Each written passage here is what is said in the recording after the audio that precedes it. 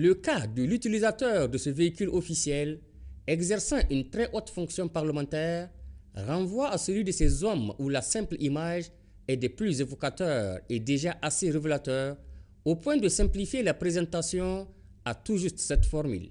C'est sans commentaire. Et entre nous, a-t-on justement besoin de vous présenter encore et encore Ben Omar Mohamed? Mohamed Ben Omar, vous le connaissez. Cependant, vous continuez toujours à vous demander, mais qui est réellement Ben Omar Mohamed? Alors, laissez-nous pour une fois vous évoquer Ben Omar Mohamed.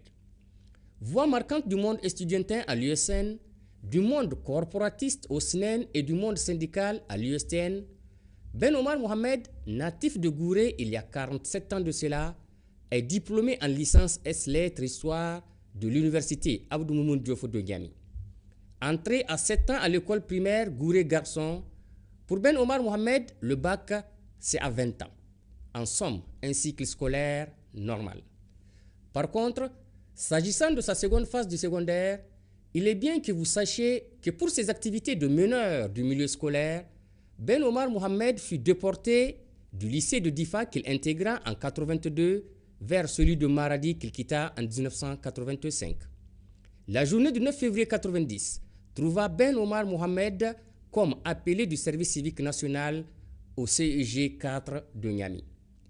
Titularisé professeur d'histoire-géographie, Ben Omar Mohamed se retrouve en cette qualité au CEG 1 de Difa de 1990 à 1994 avant de passer directeur de ce même établissement scolaire de cette date jusqu'en 1997. Puis ce fut au tour du lycée de Difa de l'accueillir pour une année. Là s'arrête l'histoire du portrait que vous ne connaissez pas de Ben Omar Mohamed. D'octobre 1998 au 9 avril 1999, vous vous rappelez bien de Ben Omar Mohamed. Vous avez Ben Omar Mohamed, conseiller spécial du président Ibrahim Baré Menassara. Le politicien Ben Omar Mohamed est ainsi né. Mais très vite, il goûte à la perte de pouvoir Baré pour se retrouver de 1999 à 2004 à sa profession d'enseignant initial au lycée franco-arabe de Niamey.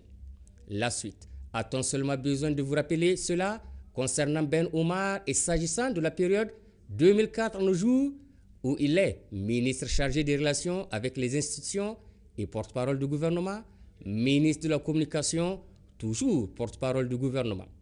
Vous le savez, comme vous savez que le ministre Ben Omar démissionna du gouvernement pour se faire élire une première fois du 14 novembre 2009 au 18 février 2010 et une seconde fois, là, tout à côté, à compter du 17 mars 2011. Et à chaque représentation populaire, Ben Omar Mohamed est 4e vice-président de l'Assemblée nationale.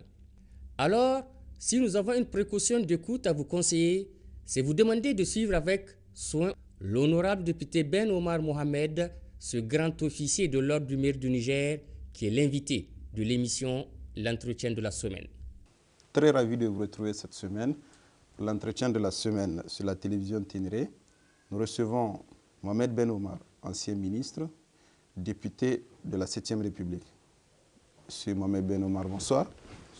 Et merci de nous accueillir chez vous pour cet entretien de la semaine avec la télévision Ténéré. C'est bien vous, Ben Omar? Absolument. Anchar et Annos. Vous allez bien et votre état de santé? Tout va bien, alhamdulillah. Alors, nous allons parler dans cet entretien, Monsieur Ben Omar, de la 5e République, de l'éphémère 6e République. Nous allons parler aussi de la 7e République. Nous allons parler surtout du 18 février. Nous sommes le 19 aujourd'hui. Le 18 février 2010. Donc, c'était le coup d'État contre la 6e République. Qu'est-ce qui s'est réellement passé le 18 février 2010? Il y a eu véritablement un gâchis national, et qui sera immortalisé dans l'histoire sociopolitique de notre pays. Le héros du 18 février, si je peux l'appeler ainsi, pensant faire œuvre utile, oublie au passage qu'il était un instrument manipulé par certaines forces politiques, internes comme externes. Et je profite de votre antenne pour faire comprendre peut-être au plus grand nombre de Nigériens, certainement qu'ils ne l'ignorent pas, Le coup d'État du 18 février n'est pas dû à la contestation politique de quelques partis politiques de la place en son temps, soi-disant pour lutter contre le phénomène Tazartia, entre guillemets. Non. Le coup d'État du 18 février est manipulé par d'autres forces extérieures. Et en son temps, quand je fais un... Quand vous dites force extérieure, vous parlez de... à certaines puissances néo-impérialistes qui n'ont pas voulu que le Niger se démarque de certaines positions traditionnelles dans le cadre du giron français. Je pense notamment à la France, je pense notamment aux États-Unis. Qu'est-ce qui nous a valu tout cela? C'est d'abord notre uranium. Notre uranium, vous n'êtes pas sans savoir qu'Areva a fait main basse sur toutes les ressources minières dans le nord Niger. Et Areva a voulu, par tous les moyens, avoir en 2007-2008 20 permis miniers, que le président de la République à l'époque, Mamadou Tanja, a refusé en leur octroyant 4. Nous savons ce qui s'est passé déjà en amont. Les personnalités contactées, les pots de vin qui ont été donnés, les démarches qui ont été faites, le MNJ qui a vu le jour, après le refus justement du président Tanja d'accorder ces 20 permis. Mais également en 2006, j'ai eu l'honneur et le privilège d'être avec le président Tanja à Washington. Nous avons été reçus à la Maison-Blanche par le président Bush. Et en son temps, le président Tanja a donné à la limite un ultimatum, si je puisse m'exprimer ainsi à Bush, en lui disant si le 31 décembre 2006, le permis Agadem n'est pas exploité par Petronas. Parce que Petronas, c'est une société de recherche pétrolière qui bat pavillon indonésien, mais les capitaux, c'est des capitaux américains. Et pendant plusieurs dizaines d'années, Petronas a détenu la licence Agadem. Et il a fait savoir, en tout cas de la façon la plus crue qui soit, au président Bush, si le 31 décembre, le permis Agadem n'est pas exploité, il va le retirer et il va le mettre sur la place du marché mondial, il basculera dans le domaine public de l'État et le revendre. Et c'est ainsi que nous l'avons revendu à CNPC. Et aujourd'hui, le pétrole est une réalité. Ceux qui, à l'époque, nous combattaient disaient qu'il n'y a même pas du pétrole. Aujourd'hui, c'est eux. Nous allons revenir là-dessus. C'est eux qui font aujourd'hui la pluie et le beau temps pour parler du pétrole nigérien. Mais c'est une passe. Et pour rafraîchir la mémoire des Nigériens, beaucoup pensaient que non, il n'y a pas de pétrole au Niger. Mohamed Ben Omar, vous avez dit tout à l'heure que la transition militaire a été un gâchis pour le Niger. Vous pensez à quoi? Aux fausses factures? Je pense à beaucoup de choses. Je me rappelle d'une sortie médiatique d'un des ténors de la junte militaire de l'époque. Il disait que c'est un recul de 20 ans. Il ne s'est pas trompé. C'est un recul de 20 ans à tout point de vue. Non seulement, moi je me rappelle le dernier conseil des ministres auquel j'ai assisté, et c'est à partir de ce jour que j'ai quitté le gouvernement, le 20 septembre 2009, on a laissé rien que, dans le cadre du bonus pour le pétrole, de CNODC, 118 milliards de francs CFA, que le président Tanja a confié au ministre des Finances de l'époque, Lamine Zen, et qui doit mettre dans un compte spécial à la BCAO. Il a juste enlevé quelques milliards, 6 milliards je crois, pour l'OPVN, le fonds de contrepartie de l'OPVN, des partenaires techniques et financiers, stock financier. On a un stock de sécurité alimentaire de 150 000 tonnes que le soldat Salou est parti visiter, c'était sa première sortie. Et sa dernière visite aussi? Et sa dernière visite aussi, merci. Mieux, 2 milliards je crois pour la vaccination des petits ruminants. Voilà en gros quelques dépenses qu'il a demandées essentiellement au ministre des Finances d'exécuter. Les autres, de garder cet argent-là aux autorités de la 6e République quand véritablement le gouvernement de la 6e République va s'installer pour avoir de quoi redémarrer ses activités. Mais quand le soldat Salou est arrivé au pouvoir, vous avez vu la gabégie, l'incurie qui a été menée, la mauvaise gouvernance. Et mieux, ils avaient un gouvernement, je ne sais pas, à l'image de l'homme, tout naturellement. Et vous avez vu comment, d'abord, nous, à l'époque, je vous donne un exemple, l'indice le plus élevé à la fonction publique était le point 600. Et ils ont crevé le plafond pour l'amener à 1000. Ils ont augmenté les salaires parce qu'il a beaucoup d'argent. Pourquoi Wanké ne l'a pas fait en 1999? Parce qu'il a trouvé le coffre vide. Mais lui, le soldat Salou, a trouvé de l'argent. Et mieux, certains Nigériens ont élevé la voix à dire, même quand les autorités de la 7e République étaient venues, on leur demandait l'audit de la transition. Ils étaient incapables de faire l'audit. Or, nous savons ce que nous avons laissé en termes d'argent frais, en termes de stock de sécurité alimentaire, en termes d'acquis, en termes d'accords. Tout cela a volé en éclats sous la transition du soldat Salou.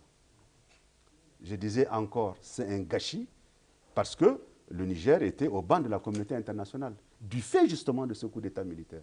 le Niger a perdu à tout point de vue en termes d'indice de développement humain. Tous les acquis sociaux engrangés, que ce soit la couverture sanitaire, que ce soit la couverture en eau potable, que ce soit en termes de vente de notre image à l'extérieur, l'arrivée des investissements extérieurs, tout cela a été arrêté et la communauté internationale, tout naturellement, a coupé le cordon par rapport au Niger. Je disais encore que c'était un gâchis parce qu'il y a eu des malversations inouïes, inimaginables, qui courent encore et qui sont d'actualité. Et malheureusement, aujourd'hui, voilà, les mêmes erreurs se reproduisent ipso facto et des députés qui sont exclus de par la Constitution, l'article 52, bénéficient des marchés publics au vu et au su de tout le monde et en faisant croire que les Nigériens sont dupes, on leur fait partir un papier pour dire que le député en question a démissionné depuis le 24 juillet. Ils oublient que le 24 juillet, c'est un dimanche. Le lendemain, peut-être qu'on a travaillé, moi je ne sais pas, moi en tout cas, moi je n'ai pas travaillé. Le 25, il soumissionne à un marché, on lui donne ce marché, et c'est quand le marché a été signé le 12 janvier 2012, et que le marché était dans la rue, à Katako, au Petit Marché, à Wadata, qui se sont rendus compte qu'ils ont commis une bavure. Et ils ont commencé à remuer ciel et terre pour ramener la lettre de démission sur le bureau de l'Assemblée nationale. Mais l'Assemblée nationale a été vigilante. Elle a enregistré ce courrier le 19 janvier 2012. Et la lettre accusée de réception du président de l'Assemblée nationale aux députés concernés, justement dit votre démission en date du 24 janvier, mais formellement déposée au bureau de l'Assemblée nationale le 19 janvier 2012. En foi de quoi la lettre, etc., pour servir et valoir ce que de droit. Pensant que la démission. Il a fallu le 6 février que nous tenions la réunion du bureau de l'Assemblée nationale pour statuer sur la suppléance et saisir par l'entremise du président de l'Assemblée nationale la Cour constitutionnelle. Alors, question. De qui se moque-t-on dans ce pays? Hier, vous passez pour des garants, les saints, les anges gardiens de la Constitution, des lois et règlements de la République, et aujourd'hui, vous passez pour une République bananière qui foule aux pieds allègrement les lois et règlements de la République. Quelque chose cloche quelque part. Ou nous, les Nigériens, on n'a rien compris, ou ceux qui nous dirigent n'ont rien compris, et de leurs serments, et de leurs thèmes de campagne, tant rassassés aux Nigériens. Mais je pense qu'en donnant du temps au temps, les Nigériens se rendront compte qu'ils ont fait le mauvais choix. Monsieur Ben Omar, parlant du 18 février 2010, alors il vous a fallu combien de temps pour réaliser que effectivement la 6e République n'était plus? Non, on n'a pas besoin de réaliser sur le champ. Moi, je me rappelle, ce jour-là, on était à la Commission des finances à l'Assemblée nationale. On était en réunion du MPRR, parce que suite au retour d'une réunion tenue à Abuja avec la CEDEAO, avec l'opposition de l'époque, nous faisons le compte-rendu à nos camarades quand nous avons entendu les tirs. Et immédiatement, on savait qu'il y avait des coups d'État. Un coup d'État était dans l'air. Tout le monde le sait au Niger. Même vous? Même nous. Alors comment vous n'avez pas pu contrecarrer? Écoutez, nous, on n'est pas des hommes qui ont appris à tuer ou des tueurs à gages. On ne manipule pas la baïonnette. Nous sommes des civils, des hommes politiques. Nous faisons de la politique et nous faisons un débat d'idées entre ceux qui pensent que ce que nous avons fait est illégal et nous qui disons que non, ce que nous avons fait est légal sur la base de la Constitution, des lois et règlements que nous nous sommes librement donnés au Niger. Les textes de la Ve République. Maintenant, auxquels sont venus s'ajouter un certain nombre de textes supranationaux, notamment de la CEDEAO, que les gens ont usité à tort et à travers pour dire que nous sommes sortis du cadre légal pour organiser un référendum frauduleux avec tout ce qu'il y a comme cohorte d'associations de la société civile qui, à l'époque, jouaient les suppositoires à qui vous savez. Regardez mon regard et vous comprendrez. Aujourd'hui, on constate qu'il n'y a plus de société civile. Aujourd'hui, on constate que les gens qui ont dénoncé et qui ont porté le coup de massue à la 6e République en manipulant, parce que les militaires aussi, il faut leur créer le terreau, il faut leur créer les conditions objectives et subjectives pour qu'ils interviennent. Et ça, effectivement, nous disons chapeau à l'opposition de l'époque, parce qu'elle a créé les conditions. L'instabilité politique et institutionnelle, ils ont fait le holà, ils ont crié sur tous les toits, ils sont partis à l'extérieur, ils ont sillonné le monde entier pour que le Niger soit au banc des accusés, au banc de la communauté internationale. Et tout naturellement, le bras armé était Salou et ses camarades. Il a usité des canons de la République pour mettre fin à la 6e République. Oui, monsieur le député, vous étiez député de la 6e République. Qu'est-ce qui vous a échappé justement sous la 6e République pour que cette République soit balayée d'une manière vraiment très déconcertante? Si j'ai un regret, c'est juste un passage dans notre dispositif stratégique de lutte en son temps. C'était les 3 années. Avec beaucoup de mes camarades. Le bonus du président Tanja. Vous pouvez l'appeler comme vous voulez, mais moi je parle de 3 années qui ont été introduites comme disposition transitoire dans la Constitution. Ça a été quelque chose que je n'ai jamais partagé, que je n'ai jamais soutenu. Nous avons changé la Constitution par un référendum en bonne et due forme, légal, où les Nigériens ont apporté tout leur suffrage. Je pense que la meilleure des choses, c'est de demander au président Tanja de prendre un mandat propre de 5 ans et d'aller aux élections avant le 22 décembre. Et le 22 ou le 23 décembre 2009, il prend un nouveau mandat qui prend effet à partir de cette date-là. Et en ce moment, on a les mains propres, on n'a aucun problème de conscience. Si j'ai quelque chose sur ma conscience, c'est cette erreur d'avoir accepté que nos juristes mettent cette disposition transitoire de 3 années. Parce que ça ne rime à rien, ça ne veut absolument rien dire. Mais vous avez aussi entrepris une telle aventure alors que vous n'avez pas aussi peut-être le soutien de l'armée. La preuve, c'était le 18 février 2010. Non, moi, je n'ai pas besoin de soutien ou de... Non, pour moi, par définition, l'armée est républicaine. Elle va être dans sa caserne. Elle fait son travail de défense d'intégrité du territoire, de la surveillance du territoire et, en tout cas, garantir l'indépendance nationale, la liberté des citoyens, etc., etc. Pour moi, c'est un débat politique. Mais regardez, dans les démocraties avancées... que l'armée allait surgir sur la scène politique? Parce que des partis politiques ont marché, parce que des partis politiques ont dit qu'ils ne sont pas d'accord. Mais ça veut dire qu'il n'y a plus de